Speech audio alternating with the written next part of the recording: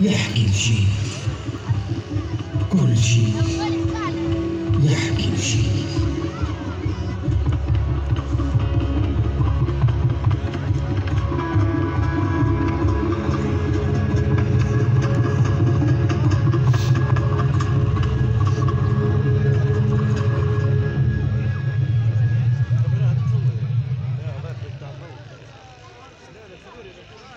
عشرين حول في حول بين وحدتي وبين ضيقي.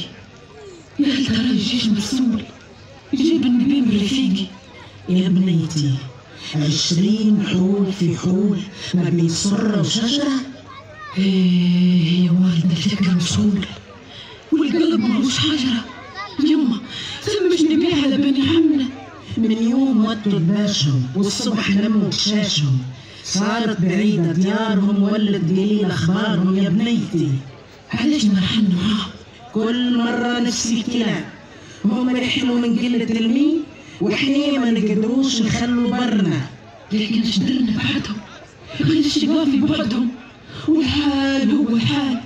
20 عام يما كيما رجيت المطر والبير والحفر. البير لازمها 30 قامة، ومن يوم اللي مات فيه حفارة لا من تجرأ وحاول فيه. والمي لو ما تجيبوه من الأبعاد يقتلنا العطش. بنيتي يرجع عمار يما ويجدد البير. انتي هبلة هبلة يا بنيتي هبلة. حصتك من المي تقسمي فيها مع نخلة وتهدري بعمار.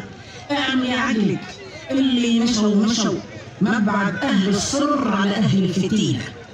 مهما بعدوا مازلنا قبل. اسمعي يا بنيتي اسمعي، كسروا الخطاب وانتي قافله الباب ترجي في وهم وطمعه في سراب.